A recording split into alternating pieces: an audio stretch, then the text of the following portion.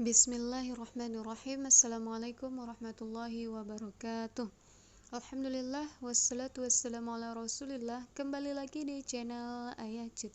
Semoga Allah senantiasa memberikan kesehatan, keselamatan, berkah ilmu, dan senantiasa istiqomah di jalan Allah. Amin, amin, amin ya rabbal alamin. Allahumma amin. Teman-teman, pada kesempatan kali ini saya akan membagikan paket ataupun soal paket P3K terkait dengan kemampuan manajerial. Ya, sebelum kita masuk kepada soal dan pembahasannya, jangan lupa subscribe, like, dan aktifkan tombol loncengnya untuk bisa terus mengikuti channel ini.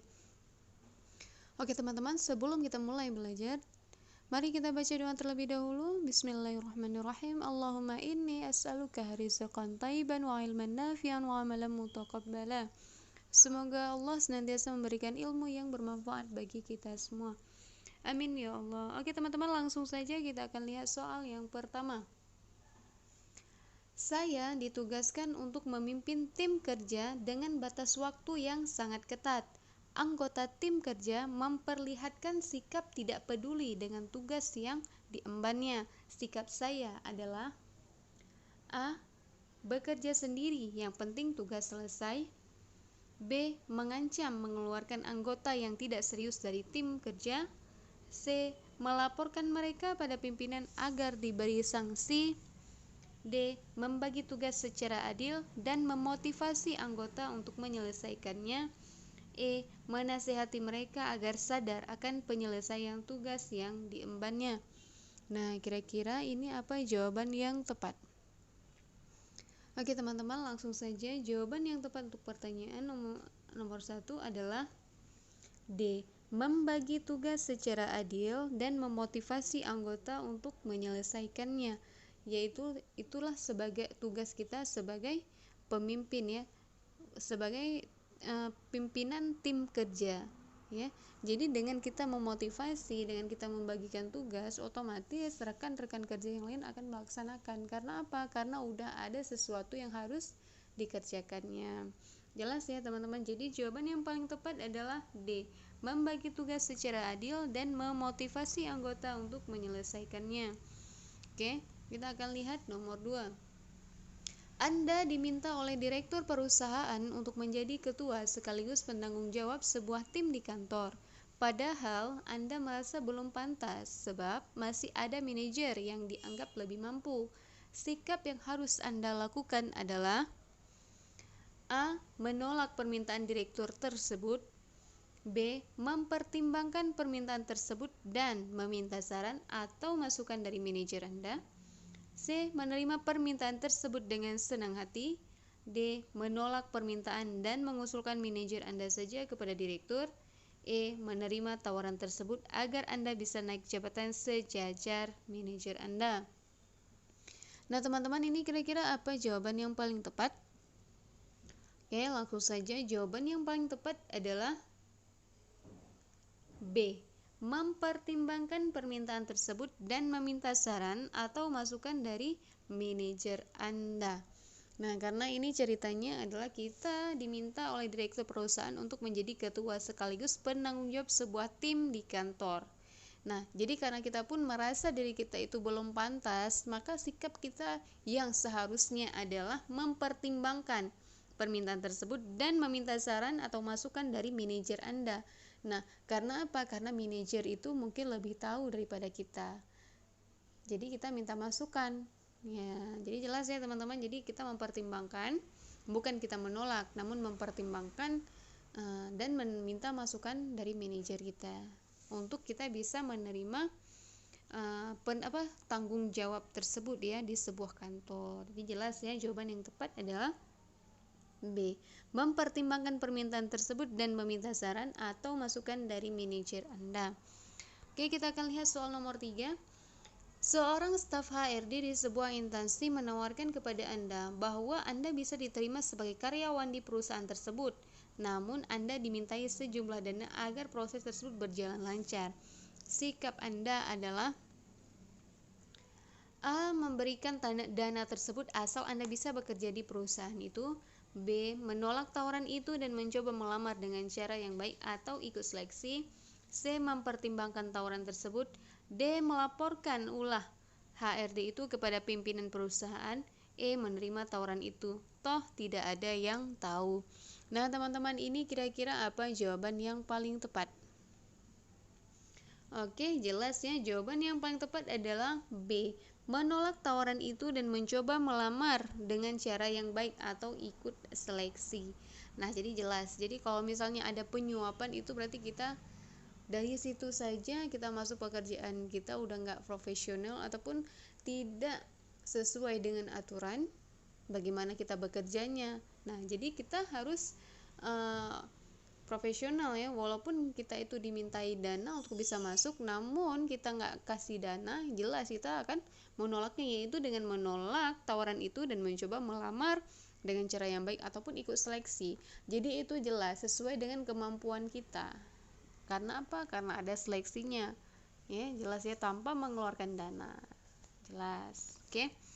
Kita akan lanjut soal selanjutnya. Perhatikan tujuan dari fungsi-fungsi manajemen berikut. 1. Mengetahui jalannya program. B. Mengetahui hasil pekerjaan. C. Memberikan motivasi kerja. 1. Mengetahui jalannya program. 2. Mengetahui hasil pekerjaan. 3. Memberikan motivasi kerja. 4. Membagikan pekerjaan. 5. Mengembangkan kemampuan dan keterampilan pegawai. 6. Memperbaiki kesalahan yang dilakukan pegawai. Berdasarkan uraian di atas yang termasuk tujuan dari fungsi manajemen controlling ditujukan oleh nomor. Nah, ini controlling ya teman-teman, ini lihat manajemen controlling ya teman-teman, jelas ya. Oke, A 126, B 123, C 234, D 124, E 4, 5 dan 6. Oke, kira-kira apa jawaban yang tepat? Oke, langsung saja kita akan lihat. Ini yang ditanya adalah controlling, bagian yang mengontrol ya. Yang pertama sekali adalah A 126, B 123, C 234, D 124, E 456. Nah, jadi kita perhatikan kembali ini ya, dari nomor 1 sampai dengan nomor 6 ya, kita perhatikan kembali. Jadi dengan kita baca kembali kita bisa tahu yang mana yang menjadi manajemen controlling. Oke, langsung saja saya akan menjawab pertanyaannya. Jawaban yang paling tepat adalah yang menjadi manajemen controlling ditunjukkan oleh nomor A, yaitu 1, 2, dan 6. Nah, kita akan lihat 1, 2, dan 6. Yang pertama adalah mengetahui jalannya program. Berarti kan mengontrol ya, controlling. Kemudian yang kedua, mengetahui hasil pekerjaan. Jelas ya, ada controllingnya. Kemudian yang keenam, memperbaiki kesalahan yang dilakukan pegawai. Jelas, makanya ini menjadi controlling, mengetahui jalannya program, mengetahui hasil pekerjaan, dan memperbaiki kesalahan yang dilakukan pegawai. Inilah yang menjadi manajemen controlling. Jadi jelas ya teman-teman, jawaban yang paling tepat adalah A, 1, 2, dan 6. Oke, jelas ya teman-teman. Oke, kita akan lanjut soal selanjutnya. Kemampuan yang harus dimiliki oleh manajemen tingkat menengah adalah A. Kemampuan personalia, teknis dan konseptual di bawah lower management.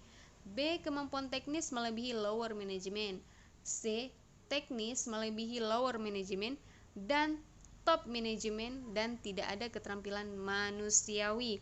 D. Konseptual melebihi lower management dan menekankan pada keterampilan manusiawi. E. Konseptual melebihi top management.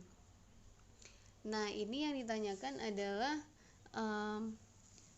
manajemen tingkat menengah ya. Jadi manajemen tingkat menengah ini bisa kita katakan middle level of management. Ini adalah manajemen tingkat menengah. Nah, yang jadi pertanyaannya, kemampuan yang harus dimiliki oleh manajemen tingkat menengah adalah, oke, langsung saja. Jawaban yang tepat adalah B. Kemampuan teknis melebihi lower management. Nah, jadi ini kalau berbicara tentang manajemen, ini ada 3 tingkatan. Yang pertama itu ada top level of management. Yang kedua, manajemen middle, middle level of management itu adalah tingkatan menengah, kemudian lower level management itu adalah tingkatan yang paling bawah. Nah, kalau misalnya kemampuan yang harus dimiliki oleh manajemen tingkat menengah ini adalah, itu dia kalau menengah itu berarti di bawah top ya, di bawah top manajemen, top level of management. Itu kalau misalnya di paling atas itu adalah atasan yang paling atas, kemudian di bawah adalah atasan HRD seperti itu, ataupun bisa kita katakan direktur bagian manajer ya. Kalau misalnya itu top level manajemennya itu direktur, yang menjadi middle level of management itu adalah manajer. Kemudian yang di bawahnya lagi itu lower of management, itu berada di level di bawahnya. Jadi kalau misalkan yang ditanyakan adalah kemampuan yang harus dimiliki oleh middle level of management ataupun manajemen tingkat menengah, itu kemampuannya itu harus berada di atas lower of management. Dia nggak boleh berada di bawah level of management, karena dia kan harus mendekati ke top of management. Jadi jelas ya. Jadi jawaban yang tepat adalah kemampuan teknis melebihi lower management. Jadi jelas ya teman-teman. Oke, kita akan lanjut soal nomor 6. Ada 4 unsur penting yang perlu diperhatikan oleh suatu perusahaan ketika memasarkan produknya. Keempat unsur tersebut yang biasanya disebut dengan 4P, yaitu A. Promotion, person, place, dan produk. B. Person, price, produk, dan promotion. C. Power, place, person, dan promotion. D. Produk, power, place, dan price. E. Produk, price, promotion, dan place. Nah teman-teman, ini kira-kira apa jawaban yang tepat? Ini dalam hal pemasaran ya, memasarkan produknya. Itu ada 4 unsur ya. Oke, langsung saja kita akan lihat jawaban yang tepat adalah E. Produk, price, promotion, dan place. Nah ini produk ini berarti adalah barang ya. Barang. Yang kedua price, ini adalah harga barang. Kemudian promosi, ini mempromosikan barang tersebut. Dan place ini adalah tempat usahanya. Jadi ini 4 ini merupakan 4 unsur ya dalam memasarkan produk. Yang pertama adalah produk, yang kedua price, yang ketiga promotion, yang keempat adalah place. Jadi adanya produk, harga barang, promosi, dan tempat usaha. Jadi jelas ya teman-teman. Jadi jawaban yang tepat adalah E. Oke, kita akan lihat soal nomor 7. Kepuasan jangka panjang dapat terpenuhi dengan memperhatikan hal-hal berikut kecuali A. Diskon dan keuntungan. B. Diskon dan pelayanan purna jual. C. Pelayanan purna jual dan keuntungan. D. Kualitas produk dan kemudahan mendapatkan produk. E. Memudahkan mendapatkan produk dan kualitas produk. Nah, ini kira-kira apa jawaban yang tepat yang menjadi kepuasan jangka panjang? Ya, kecuali ini yang ditanyakan teman-teman ya. Diperhatikan, ini yang ditanyakan adalah kecuali. Jadi, pengecualian dari kepuasan jangka panjang dapat terpenuhi dengan memperhatikan hal berikut kecuali. Jawaban yang tepat adalah A. Diskon dan keuntungan. Nah inilah yang menjadi pengecualian jangka panjang yang dapat terpenuhi ya, kepuasan jangka panjang yang dapat terpenuhi. Inilah pengecualiannya, yaitu diskon dan keuntungan. Oke, jelas. Kita akan lanjut soal nomor 8. Berikut urutan proses pemilihan pasar yang benar adalah A. Positioning, targeting, segmentasi. B. Segmentasi, targeting, positioning. C. Targeting, segmentasi, positioning. D. Segmentasi, positioning, targeting. E. Targeting, positioning, dan segmentasi. Nah ini kira-kira apa jawaban yang paling tepat? Oke, langsung saja. Ini dalam proses pemilihan pasar ya. Jawaban yang tepat adalah B. Segmentasi, targeting, dan positioning. Kenapa? Karena dalam hal pemilihan pasar itu ingat aja STP ya teman-teman. Segmentasi, targeting, dan positioning. Ini STP ini adalah membagikan kepada pelanggan. Kemudian targeting ini adalah segmen mana yang akan menjadi target. Kemudian positioning ini adalah brand atau sesuatu brand yang dipromosikan. Nah, jadi kalau misalnya urutan proses pemilihan pasar yang benar adalah, ingat aja, STP, segmentasi, targeting, dan positioning. Jelas ya teman-teman? Oke, kita akan lanjut soal nomor 9. Sebuah organisasi sedang mengalami permasalahan internal seputar manajemen keuangan atau kerugian atau defisit yang cukup besar. Pendapat saya terhadap kondisi ini adalah: A. Saya akan menjaga kerahasiaan permasalahan yang terjadi dan tidak ingin ikut campur dengan masalah keuangan. B. Seharusnya pimpinan puncak dapat menindak tegas yang terlibat dalam masalah ini. C. Tidak mempersoalkan masalah tersebut karena bukan kebagian tugas saya. D. Pastikan bahwa kepala keuangan bertanggung jawab penuh terhadap masalah ini.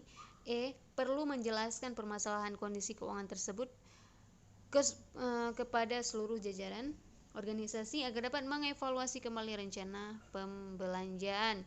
Nah, teman-teman, ini kira-kira apa jawaban yang paling tepat?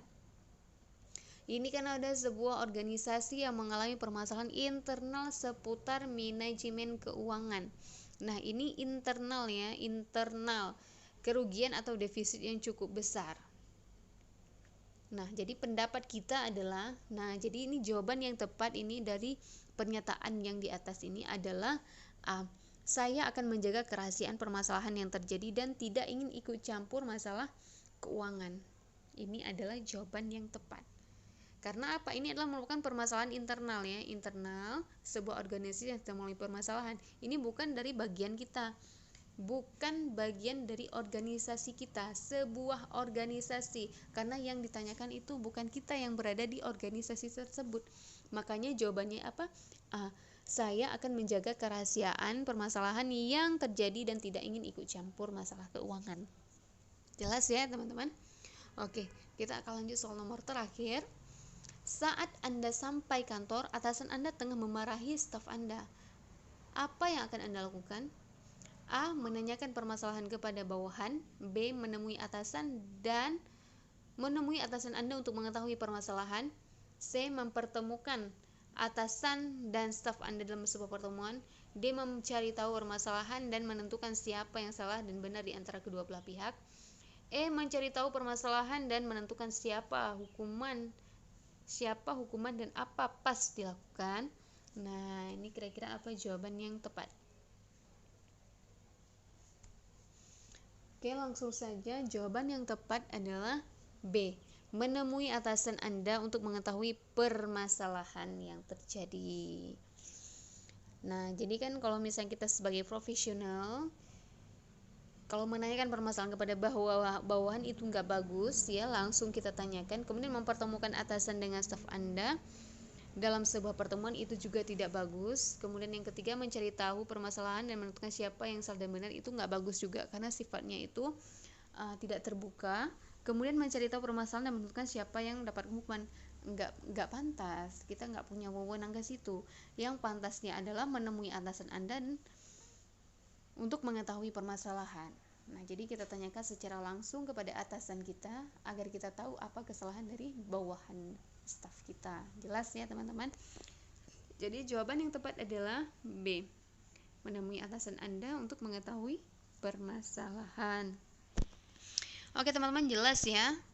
Oke, syukran jazakumullahu khairan katsiran. Semoga soal-soal ini bermanfaat dan membantu teman-teman dalam proses mengikuti P3K. Apabila ada kesalahan dalam penyampaian informasi, itu semata-mata datangnya dari kesalahan saya, dan apabila ada yang bisa diambil manfaatnya, alhamdulillah, silahkan diambil manfaatnya. Oke teman-teman, ikutin terus channel ini dengan cara subscribe, like, dan aktifkan tombol loncengnya untuk bisa terus mengikuti channel ini. Oke teman-teman, apabila ada masukan, kritikan, saran, silakan masukkan di bawah kolom komentar, insya Allah akan ditanggapi. Oke teman-teman, insya Allah akan ada video-video selanjutnya terkait tentang CPNS maupun P3K. Insya Allah akan ada video-video akan saya share tentang soal-soal maupun pengalaman-pengalaman dari bocoran-bocoran teman-teman yang sudah pernah ikut tes. Oke teman-teman, sampai di sini dulu saya akhiri. Wabillahi taufiq wal hidayah. Wassalamualaikum warahmatullahi wabarakatuh.